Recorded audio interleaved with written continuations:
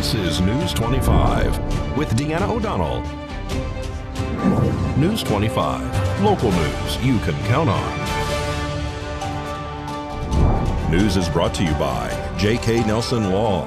Give them a call, 727-9900. News is also brought to you by Desert View Hospital. You can count on us. Welcome to News 25 here on KPVM TV and Ace Country Radio. I'm Deanna O'Donnell. Today is Wednesday, December 28th. Well, today we continue our stories. News 25 broke concerning the live dog that was found at Pahrump Valley disposal in the dead animal pit and the subsequent arrest and finding of another dog that also met the same fate. Today we meet the rescuers of that dog, Tommy and Tom Birmingham. News 25 continues with more details about a shocking case involving an alleged animal abuser. 85-year-old Apollino Aniceto has been arrested by the Nye County Sheriff's Office after police say two dogs that reportedly died from antifreeze poisoning. Saturday, police received a report of a live dog at the dead animal pit at Pahrump Valley Disposal on Mesquite Avenue. We caught up with the family who found the dog after 9-year-old Tommy Birmingham spotted the dog at the dump. We were coming out and I was like, "Dad, stop, dog." So he stopped. We went to to where they dumped the dead animals, but it was alive. It was alive. It looked like its two legs were broken, but they weren't. And so we called animal control. Some dude called 911. What kind of bad person would do this? We were at a dump, dude. Live animals are not supposed to be at the dump. Well, when Tommy yelled at me for, "Hey Dad, I see a dog," I just drove over to the animal pit, and there was a pit bull standing there, and her back legs were kind of sideways, but she was still upright and walking around. I called the non-emergency dispatch because I knew that was the quickest way to get a hold of them. I was just going to stay with the dog until animal control got there so we can get her some help. Then we would just get out of the way and let the professionals do their job. Another couple arrived on scene after the Birminghams found the dog. They assisted in containing the animal until help arrived. News 25 has learned that this couple paid the veterinarian for some of the care and also asked that the dog be cremated and the ashes returned to them. The Birminghams were hoping to adopt the dog if it lived. To find a dog like that, she deserves a good home. So we told the animal control if they needed a sponsor or we wanted to adopt her in the end. During the investigation, an offer of reward money for information received for the culprit, police learned that there was another dog in Aniceto's home that was also in grave condition. That dog was taken to Las Vegas vet, where it was humanely euthanized. The cause, according to the vet, is antifreeze poisoning. Reward money is being collected to present to the tipster that NCSO has identified. Unfortunately, two of the people who pledged money have backed out of their promises following the arrest. News 25 heard of the site and that the family who were on scene attempted to catch the large pit bull mix that was limping away from them. Animal control came to the scene and captured the female brindle-colored large dog. She was transported to the emergency vet on North Highway 160, extremely dehydrated and in poor condition. She passed away a short time later. News 25 collected monetary pledges for reward money to find the person who had abandoned the dog at this location. Captain David Brookwitz from the Nye County Sheriff's Office received tips from the public. On Sunday, Christmas Day, Apollino Aniceto was arrested at his home. Police found another dog in very poor condition at the time of his arrest. That dog was transported to a Las Vegas emergency vet. Brookwitz told News 25 that the dog was in critical condition and had to humanely euthanize, suffering from antifreeze poisoning. 85-year-old Apollino Aniceto has been booked on 2 counts, felony animal abuse. Investigation revealed that Aniceto took the dog to the dump and abandoned her to die, and that he also allegedly poisoned his other dog at home. Investigation revealed that. Well, in learning more about animal abuse suspect Apollonio Aniceto, News 25 found out that Aniceto was recently charged by the Nye County District Attorney's Office for another disturbing crime. In October, the suspect was charged with sexual assault of a minor. 85-year-old accused animal abuser Apollino Aniceto was charged on October 5th for a 2019 case. The district attorney's office has filed a complaint, 1 count of sexual assault with a child and 1 count of lewdness with a child. The complaint details that between 2011 to 2014, Aniceto allegedly sexually abused a child for 3 years from the age of 9 to the age of 12. The details of the crime are heinous. District Attorney Chris Arabia notes in the report that the female victim was mentally and physically incapable of resisting or understanding the nature of his conduct. News 25 will continue to follow this case through the court system. More news on the other side of this break. You're watching News 25, the most recognized and farthest reaching local news in Nye County. News 25, local news you can count on. This segment of the news is brought to you by John Air. For all your heating and air conditioning needs, call 775-751-2372. Welcome back to News 25. Well, a proposal of an affordable housing unit caused quite a stir before the crowded audience who attended the meeting of the Board of County Commissioners. They were awaiting the item on the agenda to appoint the Justice of the Peace. The Pahrump Regional Planning Commission denied a conditional use permit to allow a mixed-use development on property located at 151 North Blagg to bring affordable housing to the area. An appeal of that denial was presented to the Board of County Commissioners. So I will say, just on the record, that when this item was before the board, I personally myself questioned whether or not the findings were appropriate, because I did not feel that they were. It was, just pretty vague. So that is why they're here. Obviously, they felt the same way. We're bringing this appeal forward to appeal the denial of the conditional use permit. When you look specifically at the location we're looking at, which is Blagg and Basin, so it's an area that's been specifically determined by the federal government to need affordable housing. You said, I don't believe that we will be soliciting Section 8. So you don't think, or do you know? I know we won't be soliciting Section 8. I don't. Okay. Have Okay. Thank you. Thank you for that clarification, because now I'm really confused. Oh. Because under Mr. Livingston's letter, it clearly states under one of his bullet points that he will lease to a broad sector of leases, including Section 8. So which is it, sir? Which is... I believe you're confusing the idea of active solicitation versus accepting applications. And on one side, too, because of the Equal Opportunity Housing Act, I don't believe that, I'm not sure, and I would have to do the research on this one, but, actively refusing someone because they came with Section 8 vouchers would be a breach of some sort. It's a question of targeting. We will not be actively targeting or moving. We will not be directing advertisements to, or for example, paying for directed marketing at people with Section 8 housing, which does happen in some areas, as I'm aware. Well, it seems that you're hiding the fact of Section 8, is how I'm interpreting this. You're either going to allow Section 8 or you're not. Are we allowed to disallow Section 8? We don't need it here. No. It encourages things we don't want. Let's put it that way. We don't want to be branded as low income. And yes, we have some homeless problems, but a lot of those are because those people like to live that way. I'm sorry, but they do. They have money and they gamble it away and they drink it away and they use drugs. Okay, so let them live however they want to live. We have to deal with that. You don't have to deal with that. But we don't want to have to deal with you either. You want to do it, Commissioner Blendo? You're going to make me do it. Oh, you make me do it. Okay, so I'm going to make a motion to approve ZCMP-22-20, ZCMP-22-17.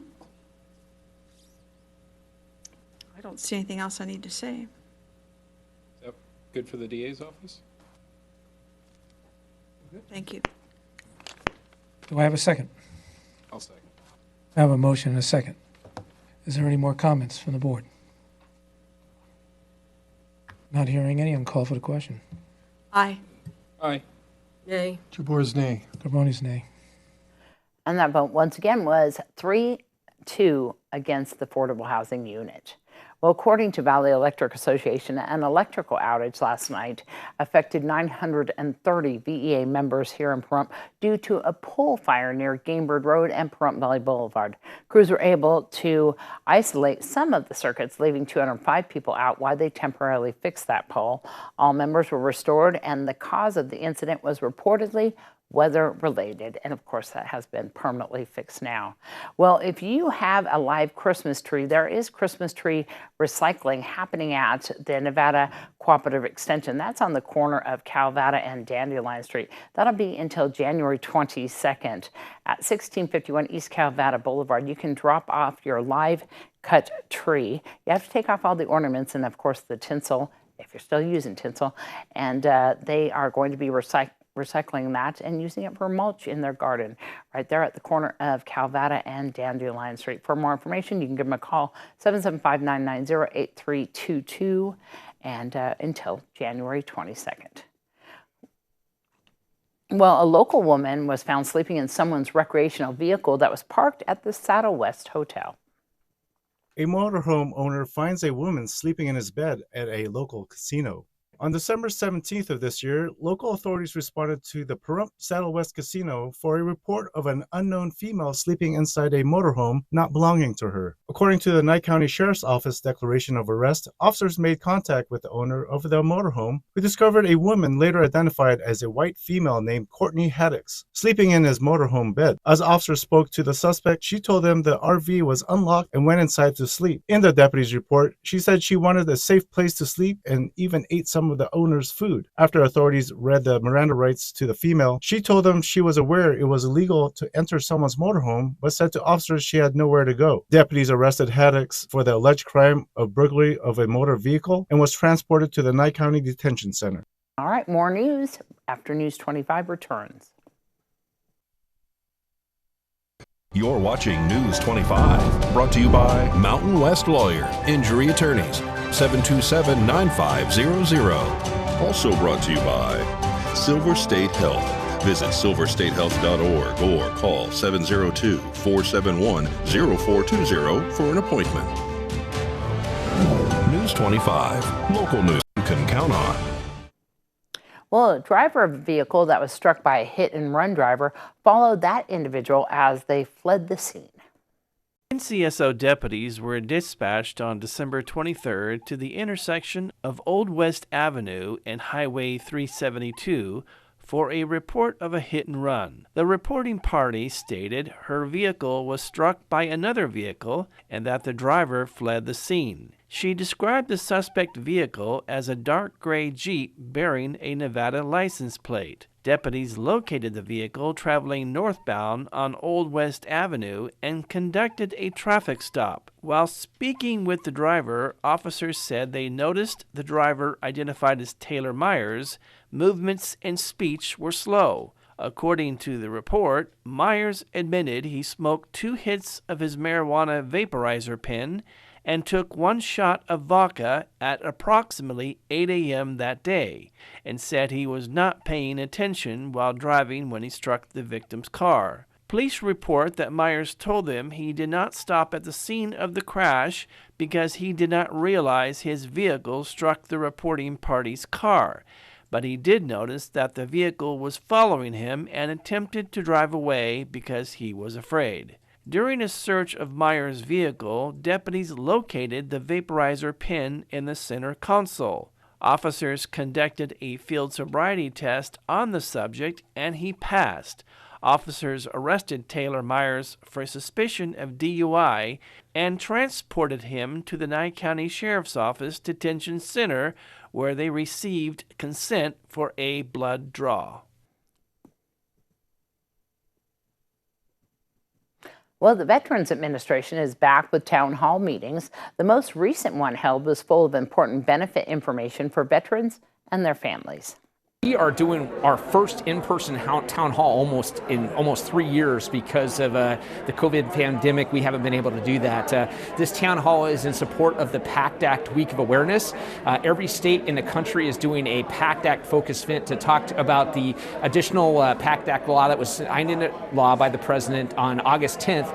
And basically that expands care and services and presumptive conditions for veterans of certain eras, including Gulf War veterans and post 9/11 veterans, veterans as well as Vietnam-era veterans and others that may have had radiation exposure or other toxic exposures during their service. So this event is focused on getting those veterans in, getting them that information, and getting them to file a claim. We want them to file a claim now, between now and the end of September 2023, because if they do it then and it's approved, their claim is going to be backdated to when the president signed it into the law. After that, August 1st, 2023, they're not going to have that option. So we're trying to get as much information out to our veterans as soon as possible so we can get them in for additional care and services. For the past 3 years, we have been pretty much in a virtual environment, which is, it does not allow for a lot of interaction. A lot of people have not been able to come out and talk to our people who provide care and services face to face to learn about those things that we offer.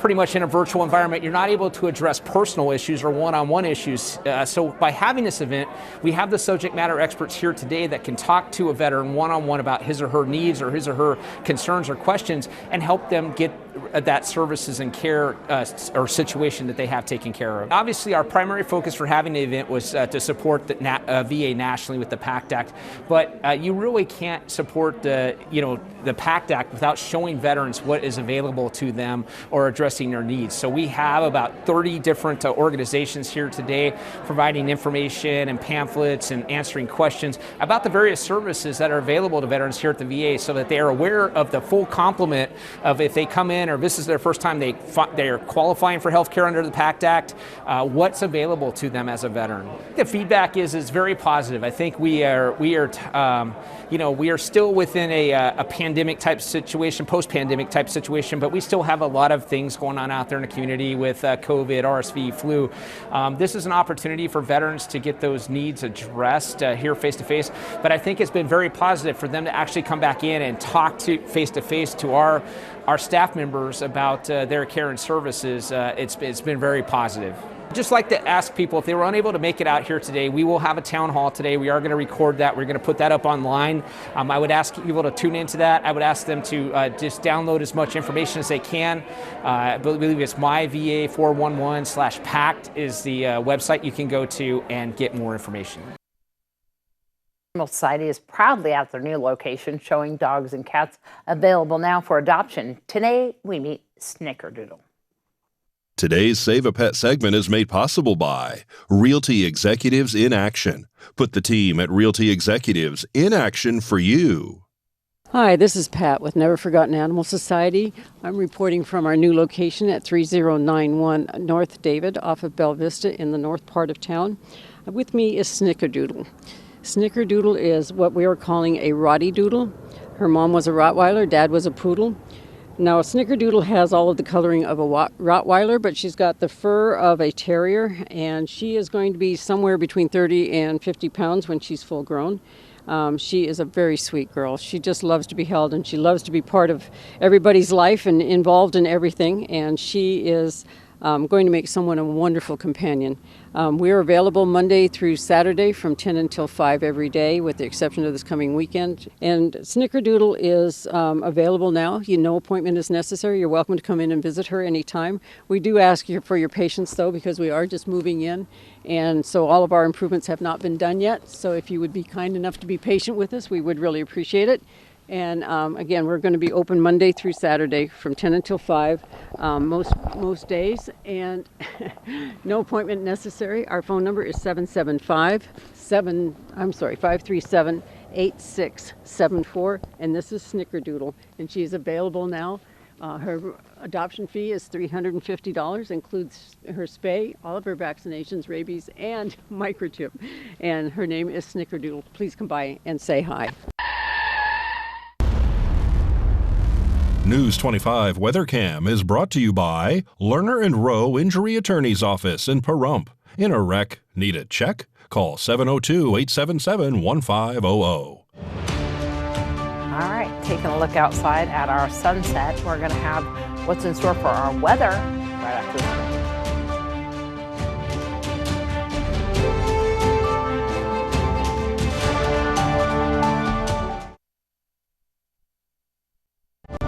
News 25 weather is brought to you by Dairy Council of Nevada.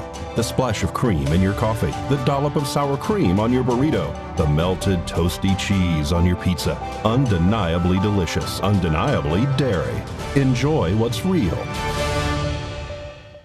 Hi, good evening, Nevada. It's John Kohler from the KPVM Channel 25 Weather Studios and worldwide on the local BTV app, the app you need on your phone right now. Young people, help the old people get that app on their phone. It'll be fun for them, all right? Fernley, Fallon, Carson City. What are you looking at?